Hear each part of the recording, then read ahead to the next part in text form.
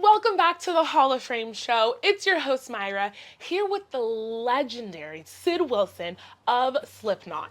Now, Slipknot originated in 1999 and today is still one of the most iconic heavy metal bands of all time, still touring, still Yeah. doing their thing, still creating music and having that community in the heavy metal world. Tell us, we want to know your origins, we want to know everything, but how does it feel still to this day being one of the most iconic heavy metal bands of all time? Yeah, I mean, it's pretty amazing to keep going the way we are. Actually, the band formed in like '95, Okay. but then it wasn't known like world like public until '99. '99 is we have a record deal in '98. Our first big tour, Ozfest in '99. So that was when the world kind of knew Knew about you, who we yeah. were. I started hanging out with Paul, who was the bass player and one of the founders of Slipknot. He wrote a large majority of the early music. He was a door guy at a bar called Friends Club in Des Moines, which was the old railroad station downtown. And it was the only club in town that played hip hop. So as a DJ, I would go there just to listen to like loud music. And I'd hang out with him at the front door. And then he kept kind of telling me like, I'd already been doing like jungle, drum and bass music because my parents are from England, so there was a lot of influence on music from over there. I remember on Sundays when I would be there as a kid, they would do these big there's like 2 or 3 hours of dance hall music, and as when jungle became a thing, there was a lot of dance hall samples in it, so that was a big influence for me. Yeah. And I would DJ jungle like you would hip hop breaks because before there was jungle, you had to hunt for break beats like in gabber and hardcore records, Yeah. hardcore techno records, or like take breakbeat records that were pressed at 33 and play them at 45 to get that tempo. Yeah. So and I was learning to DJ with a lot of hip hop elements, but interested in the dance music, given that was a big thing in England. Also the DMC, which originated in England, oddly enough, a lot of people didn't know that. So yeah, I was hanging out at this club, and Paul was at working the door, and maybe he had to go get a drink or take a break for a second, and I would watch the door for him for a minute, and then he would come back, and he would kind of sheepishly say once in a while, like, "Hey, you could check out my band sometime," like, I love that. and he had already known that I was doing a lot of DJing and playing these warehouse parties and whatever, playing anywhere from 3,000 people or more, sometimes much more, but co-headlining spots, whatever. So I was kind of making my way already. Yeah. So I think maybe he kind of thought maybe I wasn't interested. He was you like, you're know. kind of big, like, I don't I know if wasn't you like yeah. huge or anything yet. I was Yeah, making but 3,000 my way. people is Yeah, quite, it's yeah. not like I was like the main attraction, but I Yeah. was playing at these parties, so I was definitely confident that I was going to be doing this professionally for my life. Yeah. So anyone that I guess had suggested to him or talked to anyone because they were contemplating getting a DJ, were like, Sid's the guy. And so he would mention it all the time, and I just kind of would be like, yeah, and go out, to the dance floor or Yeah. the DJ booth or whatever. So one night after he had left, our buddy Frank, who was one of the co-owners of the bar, kind of pulled me aside and would be like, "Have you checked out Paul's band yet?" And I'm like, "Why does everyone keep You're like, he has bugging everyone me in on about it. this?" Yeah, like everyone kept going, "Hey man, you checked the band Go out see yet?" Paul, yeah. And so he was like, "Well, he wants you to come and jam, like scratch with him." And I was like, "What? He didn't say that, like he just said come check the band out." Like I didn't realize he wanted me to bring my equipment, and like he's like, "Yeah, he wants you to come and like hang out and jam and scratch." And I was Do you like, think Paul sent "Whoa." him over there to be like, go tell him? No, No. he goes, "You need to go do that because they don't think he doesn't think you're interested, and they're asking me to learn how to DJ." He's like, "I don't know anything about DJing." He's like, "You need to get your ass over there and check it out." So that was the kind of the moment I was like, "All right, I'm gonna check this out." And I went, and that's when he introduced me to Clown, and they just kind of he started breaking down, the band and saying, we wear masks. And I'm like, oh yeah, like Mr. Bungle. And he's like, no, we're not like Mr. Bungle. Yeah. And he's like, we're crazy. Like, oh, crazy. I was like, okay, cool, check, I got it. I'm crazy. You're like, I'm crazy. And I think I got that. Yeah, and I think he didn't at the time didn't realize, like, because I was just so like, oh yeah, crazy, I got that. Like, Yeah. I'm super crazy. And yeah, so I don't think he realized at the time just how crazy I could be. Yeah. And I grew up going to a lot of punk rock shows too from my English background. So at punk shows, it was like slam dancing and crowd surfing and running on heads off the stage, and like all that was like the norm kind of attitude and what everyone was doing. It was like, how many times can you jump off the stage, or crowd surf, or what was the highest thing you could jump off of at a concert, and I kind of, after I saw them play, oddly enough, which was the first show that Ross Robinson had seen, who was the guy that produced us, our first two albums, and no one wanted to mess with the band. Like, the labels were like, didn't want to touch us. They were like, you guys are, a lawsuit or something like this. They're like, something bad is gonna happen from what you're doing. Yeah, Ross vouched for us, said, I'm going to produce them whether whether they get signed or not. So that kind of made the label, a Roadrunner, go, okay, this is serious. But he was at that same first show that I went to, because after I started practicing with them, I was like, I got to see the show, right? And they were still kind of like, feeling me out, whatever. So I'm like, okay, let's go see the show. Due diligence, show them I'm, interested. I'm not just, coming to just, get a gig or whatever. Yeah. And Clown was coming off the stage on a song called Tattered and Torn, which he starts the lyrics to that song. He says, kill me, like really kind of loud and guttural. And I guess he used to come off the stage during that song every time and get in the pit with the kids.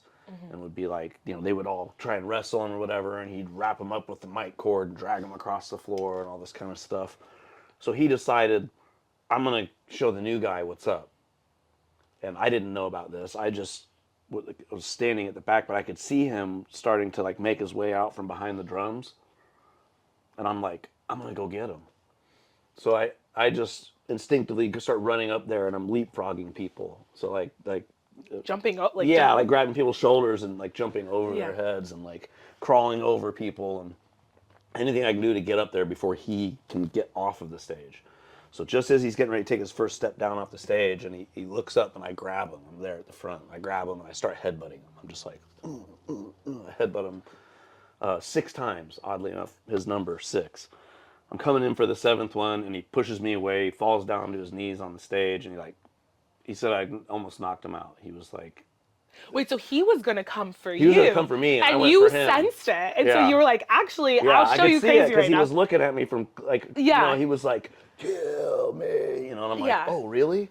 Like... You're like, actually, I'll show you that right now. So, and I mean, those dudes are crazy. So it's like, and, the majority of them were bigger than me. So it's just like, okay, I got to, like... show your place. Weight here.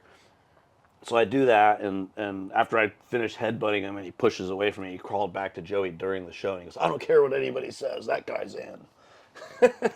So that from that point, I think that just kind of solidified that I had what it took to be in this band, aside from my musical talent. Yeah. We'd already been practicing together and whatever, and they could see what I could do. Yeah. And they knew, obviously, I had the talent.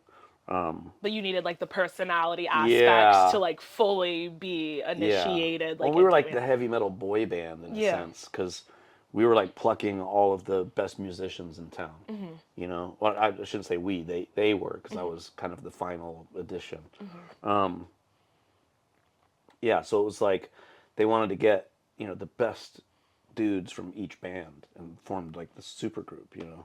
The only difference was like, in a boy band, there's usually like a guy putting the group together, and then he like manages them or whatever. Instead, the guys that were picking the people were also in the group. Yeah. So it was like this really sense of a brotherhood. Once it was the final 9 guys. Yeah. So then that was we got our record deal in '98. And how did that, like, I know you had Ross on your team who was producing for you Yeah. and you were signed, but for people who are looking at this and are like, okay, I just need to know like the first steps of like, you were obviously DJing, you then joined the band, you all found each other, but then how did it really start taking off? Were you just playing show after show? We had nobody wanted to book us. That's what I was going to 'Cause ask because it seems they're like, like, these guys are a nightmare. yeah. You know, like, I've gotten staples in my head. I've broken both my heels on stage. I've broken my top two ribs. I can't even count how many times, like the same ones over and over again. Everyone's had their injuries, and keep playing the show and not miss any parts despite of what's happening to you. I've never missed a show. I broke both my heels and I finished that show. I finished that tour in a wheelchair. So, that was the mentality of all of us, so to speak, was just like anything to not break the mystique of the people come to a show to escape their everyday life. Yeah.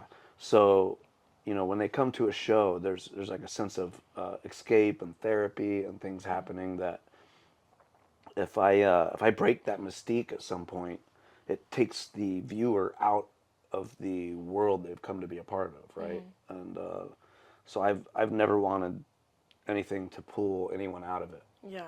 I want them to stay in the moment and what's happening. So yeah, I've always just followed through and finished in that sense. That being said, we were nuts. So nobody wanted to really book us in town. So Clown and his father bought a bar in town, and we just like booked ourselves to play shows. Yeah. So I'm not really sure how many people knew that it was Their bar? that's how Yeah. it was happening, but regardless, it worked.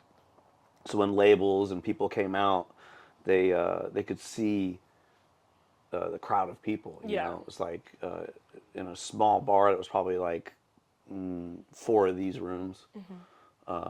You cram 700 people. And we're there. we're in like kind of a recording studio area, living room type area, just so if you're wondering what that space looks Ross like. has become my mentor. Yeah. And I've started producing bands and other artists myself, and he's actually in the same compound. Oh, So nice. I've always kind of kept myself close to him to just learn and really aspire to do what he did, but with a different evolution of it, obviously, because I'm also a performer, entertainer, and a musician myself. But yeah, so we started just doing that, just booking ourselves, and you fit 700 people in a room that small. Labels, and everyone's going nuts, and the ceiling fans are being pulled out of the ceiling from us crowd surfing, and like I think literally at that show, Corey and I got pushed into the fan, but then Corey, I remember seeing him go up into it, and that fan being like Hitting his head that many yeah, times. and it came down out of the ceiling. Are you guys making like, up money to like help renovate the bar every time you guys are doing I don't know this? about that back then, but it got us the attention we needed. Yeah. And Ross was gonna do it, like he was in. Yeah. So he had a production label called I Am Recording, and it was through Roadrunner. So they kind of had to sign anything that he was doing, but they were putting up resistance with us. I think we sent our demo to them like 13 times or more, like with the press pack and everything. Yeah. Like we were just like, we don't care if you guys don't respond to us. We're going to keep sending it until you Pay attention. do something. Because it was only at the time it was the label that had the most bands in our genre all on one thing. You know what I mean? So it was just seemed like the right place for us. Yeah, that was just that was the start of it. Really, the label signed us. We came out to L.A. Why do you think in that moment that they like signed you? Like, do you think it was like because you said it so many times, you were so persistent? Was Ross having conversations with that? Yeah, I mean he was very pushing it really hard, Yeah. and then he also helped us get the deal so that we could have. We were like one of the last bands to have like the old school record deal. Yeah. But he really helped facilitate with management and the other people involved that we would keep our merch 100% of it, and we keep our publishing. We kept our touring money. So obviously the band got their cut of the albums, but there was a lot of things that we got that other bands weren't getting. Yeah. That enabled us to survive because there were 9 guys. Yeah. You got 9 guys in a band. You're talking 9 guys and 9 dudes' families, and you know all the Splitting everything, logistics yeah. of that. Or you know, the fact that we're still together is like crazy. Yeah. So that was a really hard sell as well. You know, a label went like, you know, when they were doing like 4-piece or 5-piece bands at the most, Yeah. and then we come in, we're like 9 guys. They're like going, like, Whoa. you guys are never gonna make it. Yeah. You know, it's too much. And money. you see like the 4-piece bands who are always like splitting up after a Yeah. few years and can't Yeah. stay together because of so many different personalities. Exactly. So, Or even 3-piece bands, you know, Nirvana. You Yeah. know, it's like, that was just. what do you think is that crazy. secret sauce that has kept you guys together for so long? I don't know, man. I don't know. I would say that. I mean, Slipknot's become a culture. It's its own. It's not ours anymore. Yeah. Like it'll just continue with or without us. Yeah. You know, like the whole band could, you know, blow up in a building and like from a gas leak, and the it would just continue. Yeah. Like the culture and the people and everything, it would never stop. There's cover bands, Slipknot cover yeah. bands that make a good living just dressing up like us and Yeah. doing covers of our songs. Like, and they've made careers out of it. Like that's Yeah. how big it is. That's how like legendary you Yeah, guys we are. have our own festival now, Not Fest, and it gets there's Not Fest that happen that we're not even playing at it. Like it's just the name of the festival, right? So it's literally become its own. It's the machine, you know. It's a machine. It will never break down, and it's full of people.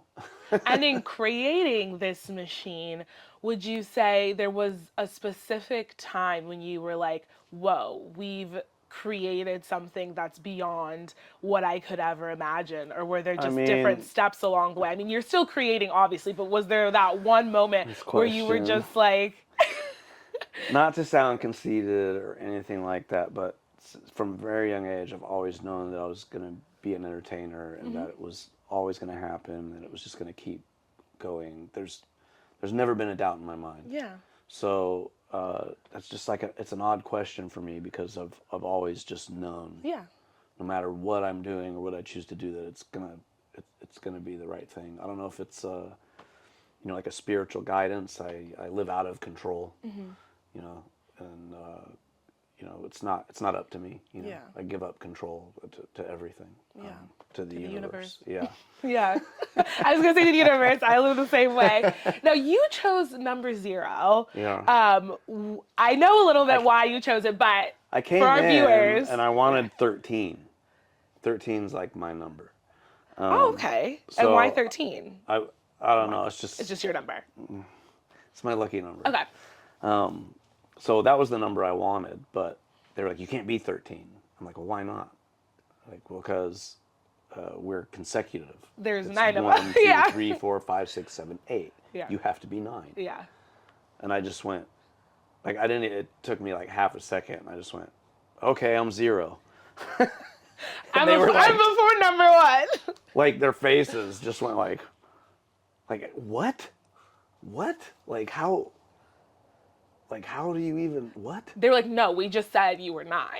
No, I was like, I'm 0 Yeah. then. And they couldn't argue it because Yeah. it made mathematical sense on what they were equating, you know what Yeah. I mean? And I was like, I'm everything, I'm nothing, I'm all-encompassing, I'm the center. Like, I'm everywhere, I'm nowhere, you know what I mean? It's just the way I live. Yeah. No boundaries, right? Yeah. And yeah, it just made more sense to me to be that number. Yeah, that makes sense. I am zero. Like, You are zero. yeah. And when you say that you give yourself up to like the universe, can you dig more into that? Like, how did that spirituality come to be? Is that also something from a young age that you've just Yeah, always I've practiced? just I've Does just it come from your always family had at there's all? just always been a voice, you know Yeah. what I mean? And it's there and it's loud and it doesn't shut up from the moment I wake up until I go to bed. Yeah. It's constant. Even when I'm asleep, you know, it's always there. It's always telling me everything's going to be okay. So, And what would you say, like, being this musician, being this icon, is the best thing about it, but then maybe something that's a little bit harder to deal with? um,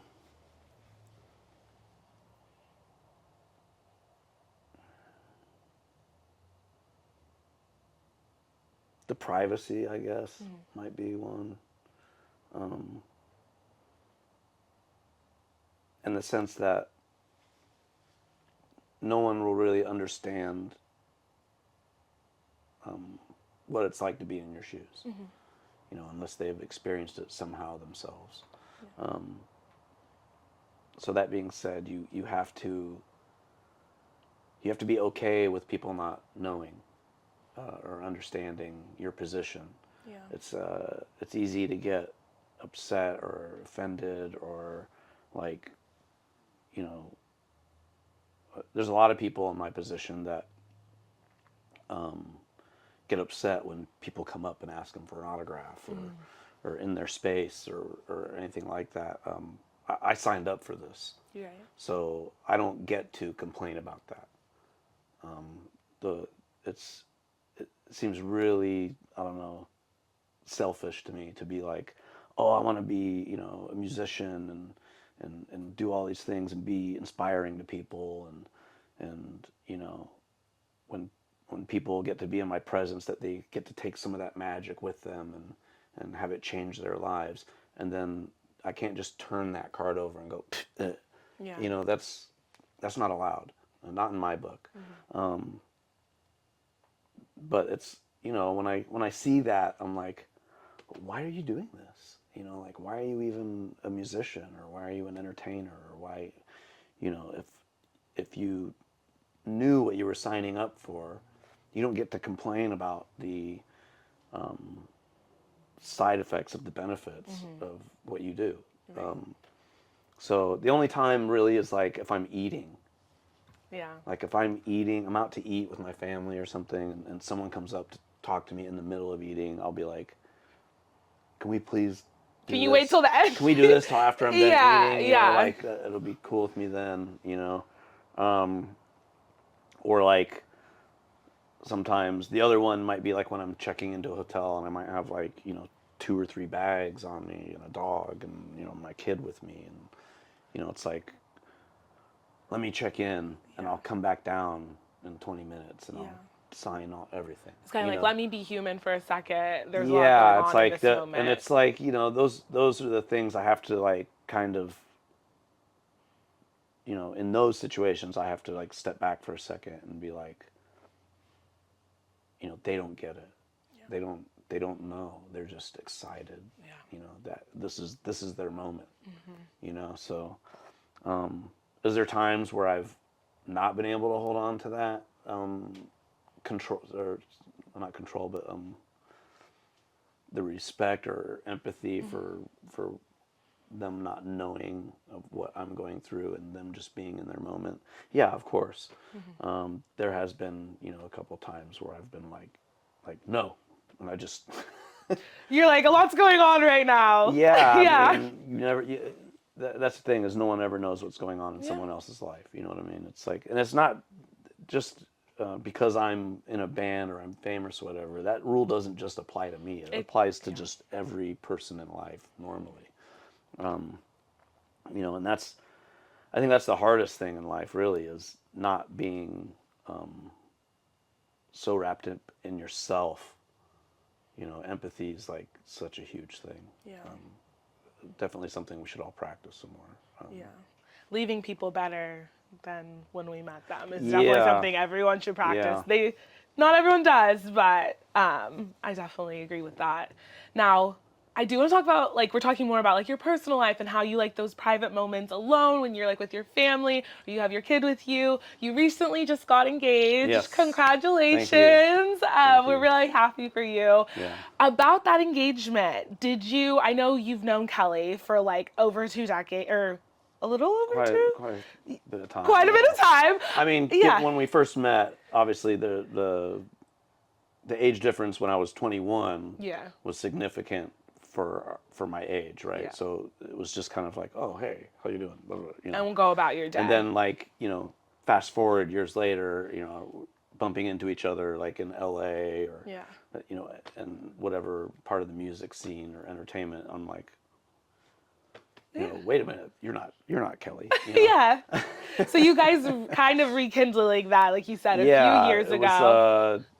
Yeah, it was just, you know, it's just how love happens, right? It smacks you in the face when you're not expecting it. And What was that like? When did you, like, ask her on a date? Was it kind of her who initiated? I Were you kind of both was just like, I definitely was shy to move on it, given that when we first met, it was like, oh, it's, you know, Sharon and Ozzy's kids, you know, and like then fast forward, we're, you know, both adults, and you know, there was still like, I was like, man, like, am I gonna get in trouble for talking to her? Is Sharon gonna be?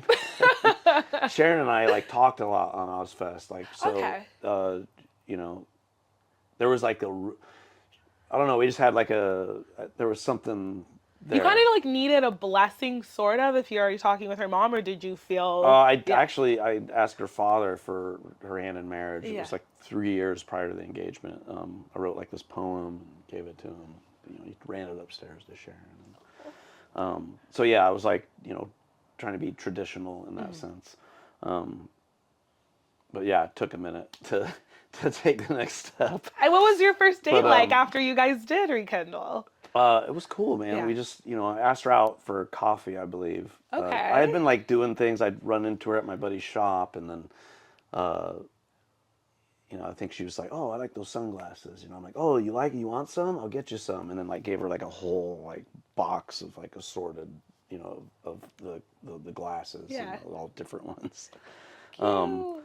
So I was just kind of slowly, you know, talking to her. I saw her on TV doing something, and I would text her, you know, and then she would like write me back while she's doing something live on TV, like Oh, in between. So I wow. was like, oh wow. You, like, see her texting you? No, like it'd be, you know, Yeah, obviously they yeah. cut the commercial, and then she would like write me, you know. Yeah. And then I was like, oh wow, like she's not just like, she's actually taking the time while she's at work to say Yeah. something back, you know. So that's kind of was like a sign to me that like, oh wow, okay, there's interest. Yeah.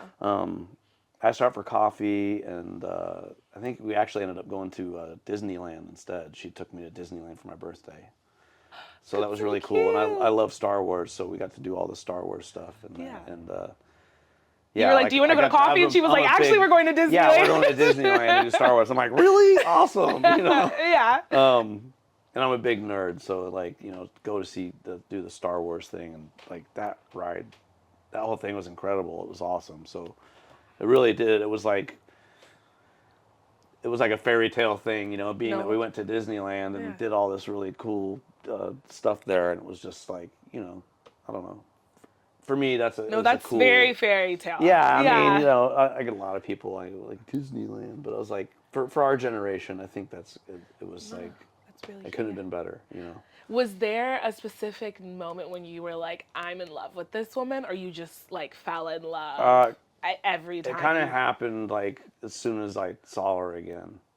Like, Oh, wow. Yeah, I'm very, I don't know, I'm very in touch with a lot of energy, I guess. Yeah. And So it was like I don't love know, at first sight, really second sight, but like the second first sight, time yeah. you're seeing Yeah, her in a basically, while. I Yeah. was smitten. So it was like, oh, like and her energy and everything, she was just very cool, and I just was like, yeah, I like this chick. Like, so I just made up my mind then, you know. Yeah.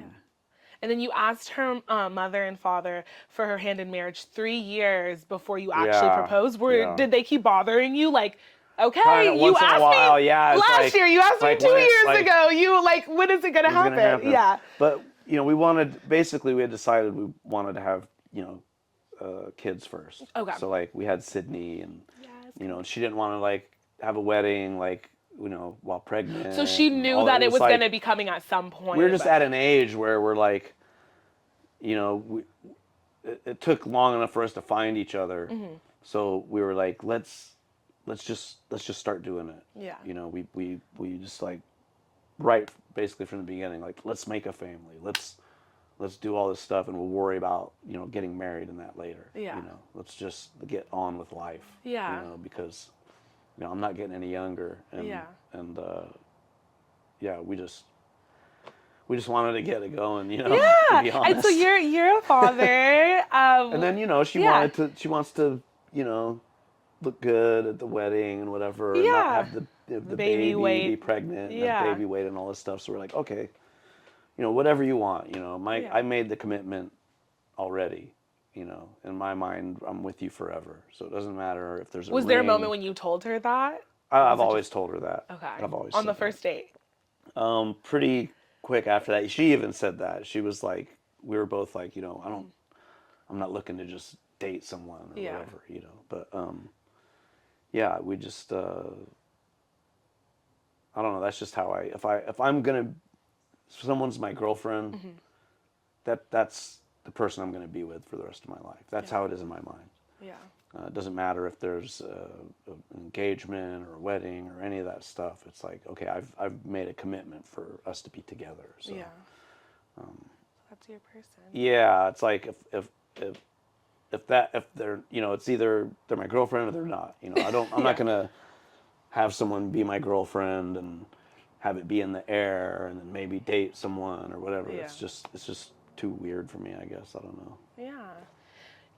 So you said when you guys first started, you're like, okay, let's have kids. Did you always knew that you like wanted kids, or was it because of your connection with Kelly where you were like, I mean, okay, I did, yeah. Since I mean, I think even when I didn't know how kids were made, I was like, oh, it'd be cool to have, you know, Yeah. a kid, you know.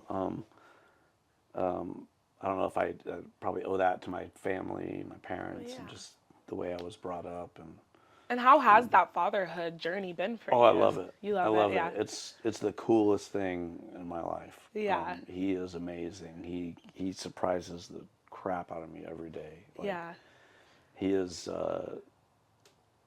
Yeah, he's. What he's is something everything and he's more. taught you think? Man, I think that just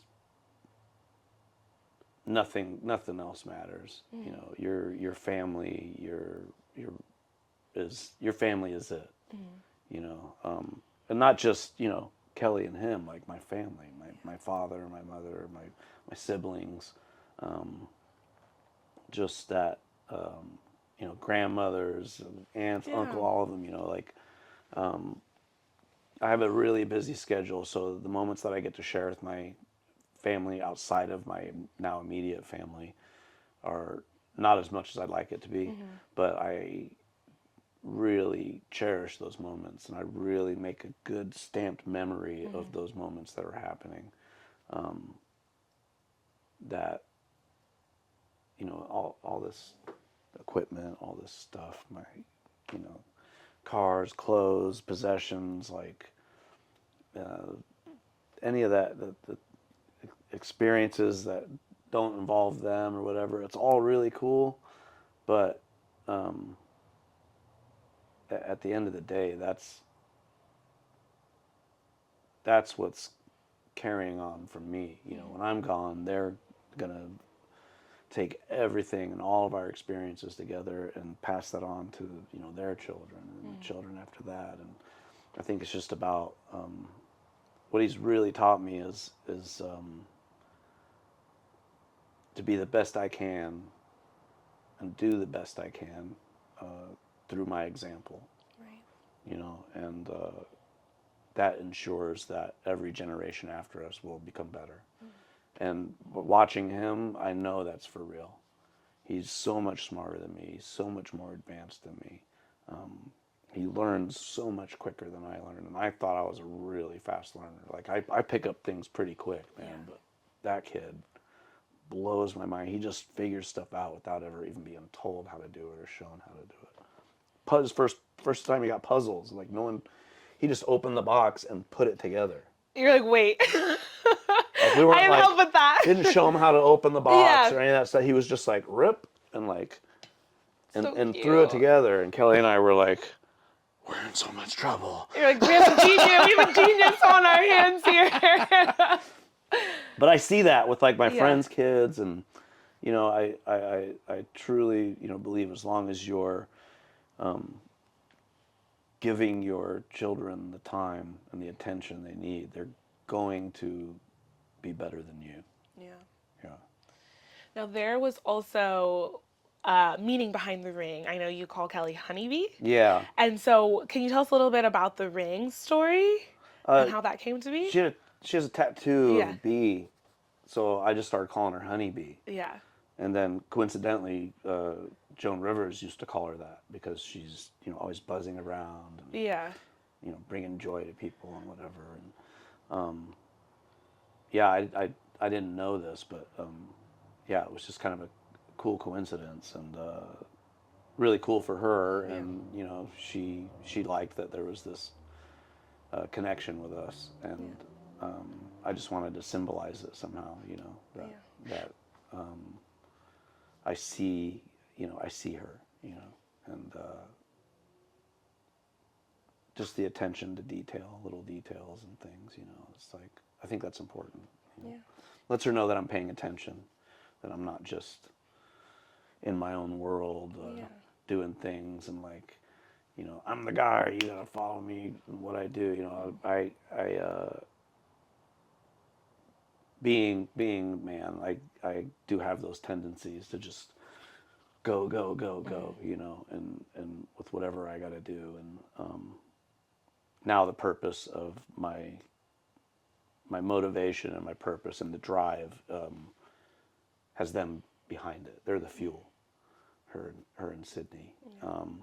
So, yeah, I just want to make sure that I'm always paying attention to those little details and that I can show her those things.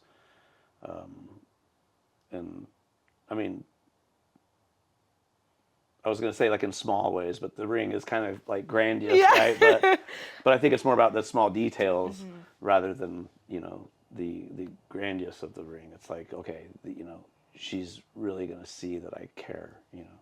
And it's not just, I'm not just running through, you know, life. Yeah. And how do you balance like family life, tour life, musician, producer, all these other companies you're starting? How do you balance that? That's a lot for one person. I just keep moving, man. Yeah. I just keep moving, and it goes back to that being out of control. You know, I just as long as I know I'm doing the best I can and trying to do the right things. You know, I'm not perfect. I never have been, and I never will. But I'm always trying to do better and want to be better, and always going to be a student of life. I always know, you know, that, you know, I am really good at what I do, but I always in my mind somewhere remember that, oh, there could be someone out there better at it than me, you know, like never to be too like overconfident, you know, in the fact that like not to become cocky, you know, in that sense. Just like that I'm just always going to do the best I can. I don't have to be the best. I don't have to be perfect. But as long as I know that I'm trying my best and always striving to be better and always willing to learn, even from someone that may not be as advanced in life as I am, you know, just to keep my eyes open. And I don't know, I think that's what gets me through everything, to be honest. It's just knowing that, and, you know, there's a lot worse things going on in the world, you know, and life's been pretty good to me, so. And you're starting new ventures, so you're starting this equipment company. I have Tell us a little bit about that. I got a tech company called Stop the Panic. We do a FPGA gaming machine that will be I can't really talk too much about it, but it's coming out soon. It's also like a miniature computer. We're just gearing it towards games. Yeah. But How did you it can be come used to with that power idea? a bunch of Yeah, just things. because you. It came to fruition because me and my partner were doing planning DJ products. So we're making a turntable, a portable turntable for DJing. We're doing we've made finished a crossfader, which goes into the DJ mixer. It's used for scratching, and generally most DJ mixers that you buy, you end up replacing the crossfader with one that's sharper and is better for scratching. It's kind of been like that all throughout my DJ career. So I was always modifying and doing things to the crossfaders to make them work better for my preference and my style. And after a while, it just gets really frustrating having to do that all the time. So and there was other companies that made them, but they still weren't quite where I wanted them. Yeah. So we took it upon ourselves to make our own. It's called the Viper Kitten, and that's also coming out on Stop the Panic. The turntable, the gaming system.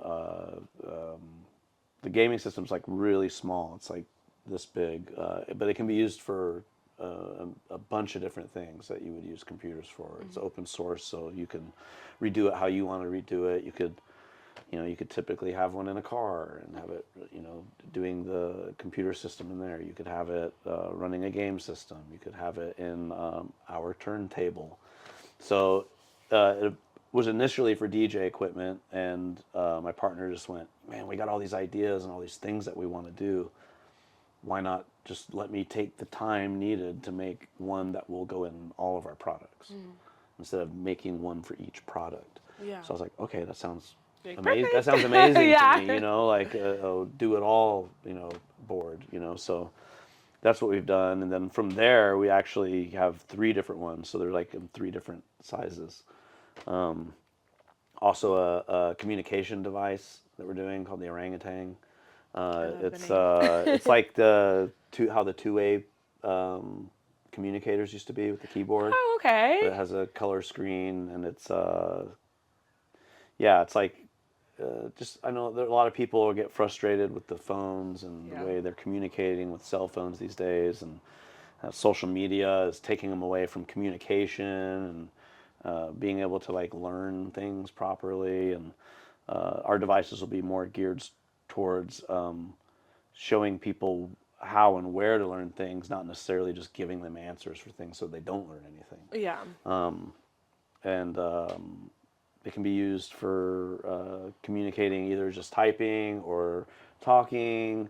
They'll be good for music events or a security detail, or it can be utilized in several different ways of communication. So we These just are a kind lot of of products. When are you planning yeah. on launching? Or are you We'll have just a in the booth at beginning? NAMM show this year, Okay. so we can show the music products, but we'll also be showing a couple of these other things in Okay. tandem with the music products. So Okay, nice. yeah, it's just yeah, there was just a lot of things that we wanted that weren't available, so we just decided like let's just make the Create stuff them. ourselves. Yeah. We miss the blackberries.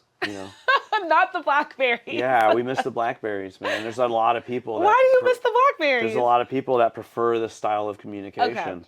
Okay. That you have your phone on, and as you're constantly getting distracted That is by true. social media and other pop-ups and them trying to sell you things and tracking That's and true. listening to what you talk about, and it's like people, they're spying on us. Yeah, they're not really spying on you. They just want to sell you more products. So I know everyone's had this happen to them, and they're Talking about I something. love grape Jolly Ranchers, man. Have you had you got a grape Jolly? Let me get a grape Jolly Rancher. And then next thing you know, you're getting advertisement for all these different hard candies. That's not a coincidence. That's Yeah. a real thing. But anyways, they're sidetracking you from everything, and I think people are wanting real forms of communication without distraction. That's like I have I'm doing a bit of writing too for movies and stuff like this that I have bobbing around in my head, and I bought a device that's a typewriter. It's a digital typewriter, but it doesn't. It goes to the cloud, so I can save what I'm writing, but it doesn't go on to the social media, or there's no web browser on it or Yeah. anything like that. So when I'm creating and writing, it never takes me out of my element of the creative process. Yeah. I'm staying fully immersed in what I'm doing. So that's kind of what we're looking for, is more products like that. And there's also going to be. Wait, I have to ask, what kind of movies are you thinking of writing? Like, what's your I genre? You don't have to say that. What's your genre? I would say sci-fi, Sci-fi, and okay. horror. And horror. Yeah, Okay. there's not together. Well, they could be together, I suppose. But those would be kind of the two things that I'm more. Is there a into. specific movie that you love? That was like the sci-fi movie that I'm writing. There was a device in it that people would use for communicating and everything, which was a watch. And I started writing this years and years ago, and it was before the Apple Watches came out and got all big. So I've had to change the device in the film because the device became a thing now. Yeah. So there's like things like this that happen all the time. Yeah. It's not just me. I'm not like, I thought of it before anyone else. It's a wavelength, you know what I mean? So there was a lot of other people that also had this same idea. Thought of devices and things, and how are things going to be in the future, and it's not solidified to just a single person. It's like there's frequencies in the air, and people tap into them, and like-minded people will tap into the same frequencies, so they have the same kind of thoughts and the same kind of ideas, energies, whatever you want to call it. So that's not a peculiar thing. I guess I need to put these things out sooner than later. They would have been like, he came up with the idea for the Apple Watch. I wouldn't say that anyone ever comes up with an idea. I feel like the ideas exist already, and it's just whether you discover them or not. You know, that's like with AI. They've actually, when they ask these questions to AI and everything, they're like, who created AI and all this kind of stuff, and it's actually the responses are that no one created it, that it always existed, it was always in the air, that we're only now just discovering it. Yeah. So freaky stuff, but. Definitely freaky stuff happening right now. To wrap up, just a few last questions. If there was like a lineup of artists that were maybe outside of heavy metal, who would you say your lineup of artists would be, like your top 3 artists that you love? Or they could be heavy metal, but maybe 3 heavy metal. The Beatles are my favorite band of all time. My favorite hip-hop group of all time are the Beastie Boys. And my favorite hip-hop artist, solo artist of all time, is Slick Rick. Okay. So those are my top 3. Yeah, they're my top 3. And so who did you draw inspiration from then for the heavy metal side? Or really no one? I don't know, man. I try to draw inspiration from everywhere. Yeah. I mean, I'm a fan of everything. I like country music. I like punk rock music. I like pop music. I like hip hop. I like heavy metal. I like classical. Yeah. I like anything, folk music. I mean, if it speaks to me somehow or strikes a chord in me, I'm a fan. Yeah. You know, so lately I've been into a lot of younger people's music, like almost kids, really. And there's a lot of emerging stuff that's really good. That's like, and you're like, wow, like you hear it, and you're like, this is really good. And then you see them, and you go, holy cow, they're kids. Yeah. Like how do they have all these emotions and all this? You know, it sounds like they got all this life experience. And yeah. Is there something recently that you've heard? XCOM's good. Okay. It's actually one I was a plug there. It's one of Ross's bands that he just did. Okay. I know Scott Ian from Anthrax is helping do it too, and they're good. It's like punk rock. It's like real punk rock. It's not this bubblegum stuff. It's like real. So it's really refreshing to hear like an old school style punk rock, but in a new band. Yeah. You know, kind of like a F the system type of mentality going on. I have my own label. It's called Vomit Face Records. Pardon the name there. Not to be confused with like, let's get fucked up and vomit. Like that's not what it's about. It was like that was my first thought. So please. It's right now. It's there will be like different genres that happen on the label, but right now it's only hip hop. and it's more about the tones of the music and the feeling of when the music hits you. Because like, what was it? You had like Gas Face, the Gas Face. I don't know if you guys remember that song. Showing my age a little. In Chicago, I used to go to a lot of Chicago parties and warehouse parties. I studied a lot of DJs there. We used to call it ugly face. You make an ugly face when something's really cool. In the Bay Area, you had Thiz face. It was when the music just hit you so hard. So I was like doing a song with Little Bushwick, who is Bushwick Bill's son from Ghetto Boys. I was to do an album with Bushwick Bill, and then we didn't get a chance to do it, and he passed away. So, and I had some opportunities to do music with him, but I was going through some personal stuff at home with a dog I had that was dying of cancer. And not knowing that I should have just been like, yeah, come on over, and we all probably would have had a moment together, me, him, the dog, the studio. And that was a missed moment, and because I was too wrapped up in myself. And so I made a promise to him after, from the universe and talking to me out there, that I would fulfill that promise with his son. So we were doing his album at the studio that I have in Iowa, and this bass tone hit on one of the songs we were doing when I was, making the beat or whatever, and I just went, ugh. Oh, I was like, that's the vomit face.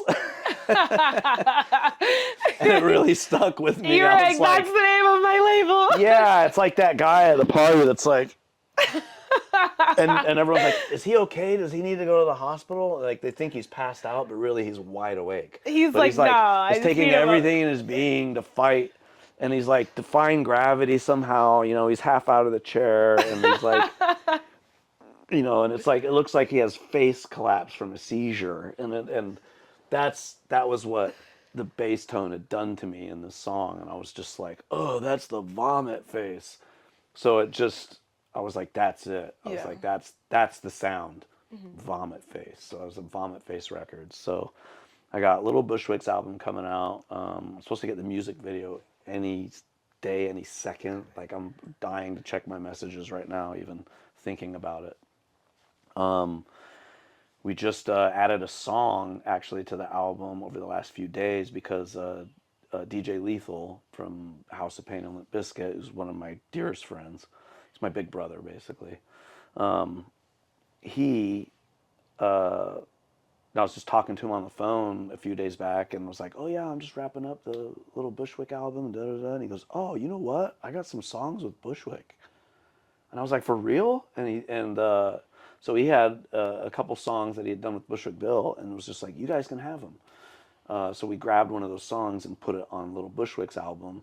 So now there is a track on there where Little Bushwick and his dad, Bushwick, can be on a song together. So that was really special. Yeah, that's awesome. So we've added that to the album. And let me see, I got Ricardo Grimm, who's like the Grim Reaper of rap, spelled with 2 M's. His album's already out on Vomit Face, but he will have another album coming out soon enough. You can find it on Spotify, Apple Music. Yeah, you'll be able to find it everywhere. Okay. Instagram needs to be updated, pardon me. I got Rome Fortune, who's an artist out of Atlanta. His album's going to be coming out on that. And we got Deadheads, which is Seth from Crazy Town, who actually passed not too long ago. It was the final project that he did. It was a band he was doing, like Beastie Boys-esque style hip-hop.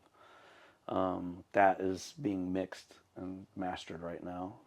That's coming out on Vomit Face Records. Man, I know I'm forgetting stuff. Let's just say I have a lot of projects that are just going to be like boom, lined boom, up, boom, one boom, after the other. One Yeah. after the other, yeah. And you also are on tour. Yeah. And so Not right now. Not right now, but you just Right now we're on hiatus, but the hiatus actually means that we're writing new music. Got it. We just finished doing we had a 7-album record deal. That has been completed. So now this is our first album, just us. Deal. Yeah. Yeah, so it's exciting. We're all really excited to do it. we're actually already supposed to do a writing session, studio session, but it was like we basically booked it right after tour, and then we all kind of went, like, okay, we need at least a month. Like, No, I'm sure, especially with everything you guys are doing on stage, I can only imagine, like, okay, we can't, I'm done with that for yeah, now. and everyone else has things they're doing too. You know what I Yeah. mean? It's like, it's like other guys in the band also produced other bands, and or they, they're doing, building bikes with Harley Davidson, or they're, just there's so much going on, and there's so many logistics involved with all the different guys in their lives. So, Corey, I mean, he stays so busy, from writing books to doing solo music to he just picked up the Monster Palooza, I believe it was, or am I saying that right? Man, I'm sorry, Corey, if I said that wrong. Corey, is there a specific But, song that you love performing with them on tour? Like, is there one? All of them. Is it like picking your favorite child? I Like, you can't choose one. I just like performing with the band. It's I like entertaining. I like seeing a smile on people's faces. So. And is the craziest thing you'd say when you broke both your knees? My heels. Your heels, I mean, sorry. Your heels? That's definitely up there. How did, that was when were you jumping? Like, we had like these ramps. Yeah. That went up the sides and then around the back behind the drummer up high. Yeah. And on song Disaster Piece at the end, there's this big breakdown, and it, the band kind of pulls back for a second, and then it goes into the big riff at the end. And I always like doing like a big crazy jump at that part, so that in time it, so that when the riff hits, I land right. Yeah. So I used to jump off into the crowd for that all the time, but I kind of had to stop going in the crowd, just stop from hurting other people and myself, which apparently didn't work. I was about to say. So I was running, really long story short, it was a new album, first show of a new album. Normally I would check out the jump I was going to do before the show, before the doors open, maybe do a test jump. Look at it from up top, look at it from down below, and do all these precautions and do all these things. Didn't do any of that. I was like being super cocky and just, I've done this a million times.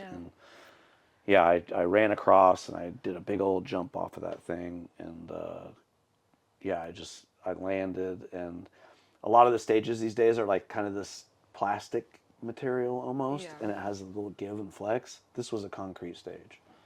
Did not know it was a solid concrete stage. So when I landed, I tried to stick it like Mary Lou Retton, and I just smashed both my heels. Finished the show on my feet. Finished the tour in a wheelchair. And that was... Was your doctor like, actually, you should not be doing that? I went to the hospital, and they were like, oh, you need casts. And the casts don't really do anything for broken heels. It just keeps you from walking on them. Yeah. Because they break like eggs. They don't like snap or fracture. They just turn into all tiny little bits, like as if you smashed a couple eggs. So I was just like, these guys at CTI who do like braces for motocross guys and volleyball people and all this stuff. I've always had bad knees, so they would make these braces for me. And I had called them up almost immediately, and they were like, yeah, we got these boots that they wear after they break. There's a common thing, injury in motocross, I guess, is breaking your heels. Mm-hmm. That's when they, the bike gets away from them and they case it into the side of a ramp with their feet. So they're like, we actually have boots for after they've healed that they get to walk around in and whatever. So I was like, well, give me those. I won't walk in them, but at least they'll keep my heels covered. Mm-hmm. And I told the doctor, like, he's like, well, you got to go and, lay up for, 6-7 months and this and that. I was like, no, I got a show tomorrow.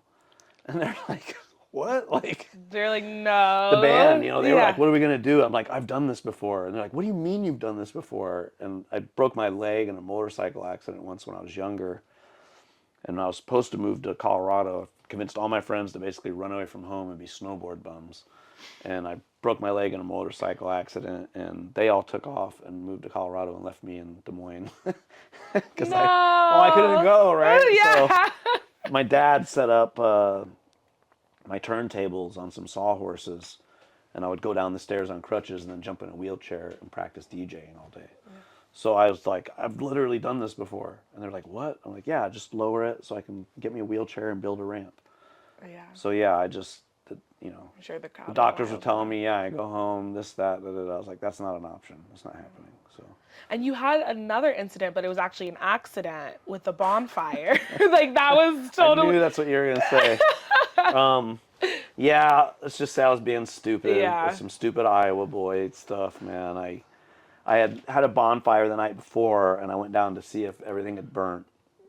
There were still some remnants around that didn't burn the night before, so like an idiot, I threw a bunch of gas on it, and then I ran the gas up the hill. I ran the four-wheeler out of the way, and made sure there was nothing by it that was going to catch fire, even though I'm doing this stupid thing.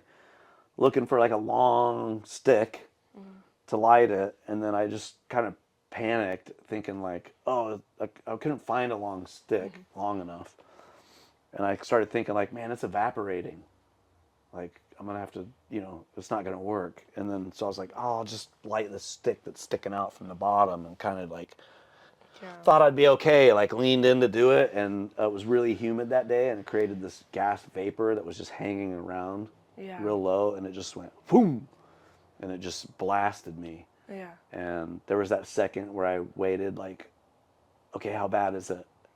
You know, because I knew I got hit, but as soon as that heat and the stinging started, I was like, yep. So I jumped on the four-wheeler and flew up to the house. I mean, I'm like a quarter mile from the house. I flew up to the house. I kick open the door. I'm like, Kelly, I got to go to the hospital. She's like, what happened? I'm like, I blew myself up. She's like, what? Oh. So we go to the local place. They're checking me out. They take pictures. You know, Sydney's there. He's like oblivious, like, and they sent pictures to Des Moines. That hospital said, yeah, send him here. Like, do you want an ambulance? I'm like, no, I don't have time for an ambulance. I jump in the car. I drive myself with Kelly up there. I'm literally watching it. You're driving? Yeah. And I was watching it like drip off my arms as I'm driving up there. And I'm just keep, you know, like, okay, how bad is it? How bad is it? And I get there, and then they're looking at me there. And then they're like, oh, no, you got to go to ICU, Iowa City. So then they throw me in an ambulance there and then run me up. But at that hospital, you know, they like gave me a painkiller and all that stuff to help me out. And yeah, I had to go to like a burn unit place, like an hour and a half away after driving there. So.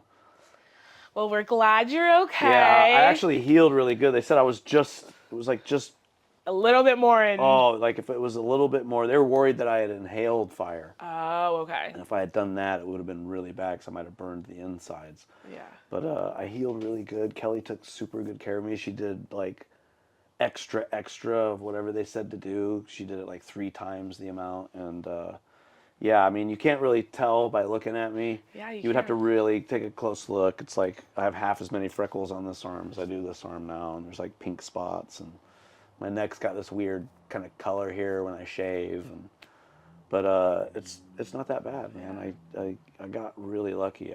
I got this weird kind of. The universe was on your side. Oh again. yeah, for sure. I have like this fast healing thing that's always kind of been with me. I don't get it. I don't know why. Yeah. But whenever I get hurt, I heal really fast, and I just have this. There's a super high. You got your body pain used to it at a tolerance, young age. I don't know what it is. Yeah. There's just something in me that like it's that thing. It's that thing again. Yeah. I give up control. There's something else in charge. I let it do it. I let the universe do its thing. You know what I mean? I'm like, I know you got this. Everything's cool. Whatever energy I need to make my body create in order for it to do what it needs to do, I'm going to do it. Yeah. And it works. Awesome.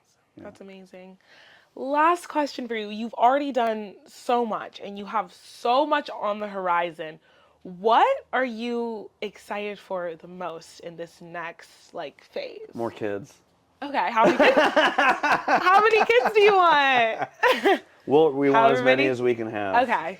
We're both about that. You know, one of the most amazing things in the hospital when Sydney was born, you know, he's born, they do the thing, whatever, and he gets put in Kelly's arms for the first time, and she just immediately looks up at me and goes, "I want another one." Oh my gosh. Yeah, I was like, she's the one.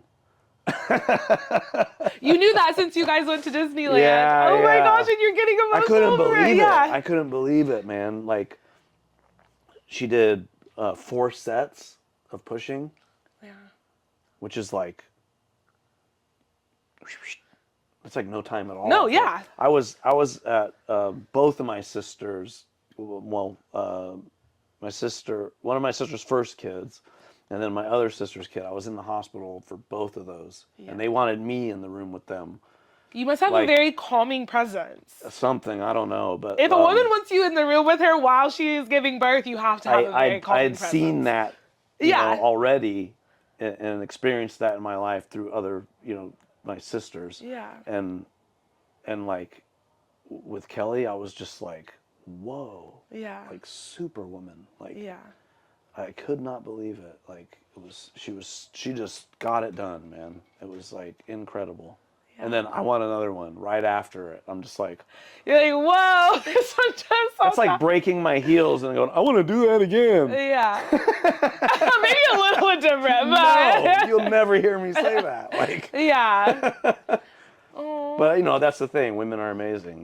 They have a portal to another universe in their body. Like that being comes from somewhere else, and like, guys will never know what that is, because it's like, I think that's why we're always so just hung up on creating and going and doing and building and so hung up on that, because there's not anything that I can build or create or an invention I can think of, an electronic, a cow barn, which I've built, I've done so many things, and none of them, no matter how amazing they are, will ever be a shred as amazing as that. It's having a child. As creating life. Yeah. So, yeah, that's, she's amazing. I'm ready for more. Yay. Do you want boy, girl, you don't care, whatever. You just want more? We say boys. Okay. But, we'll take whatever is given to us. Yeah. You know what I mean? And is the wedding in the future, or you're still kind of like, yeah, we're gonna definitely. I don't want to let any cats out of the bag. Okay. But, we can't know the wedding date. It's definitely coming. Okay. Wedding on the way, baby on the way, more happiness, success, enjoy, all of that. You know where to find him already. We don't even have to say. Thank you so much for joining. He said anyway, Sid the Third. Thank you so much for joining us today. It was such a pleasure thanks for coming down to the moon base here. Coming to the we're in his studio. He let us really up close and personal. We have this.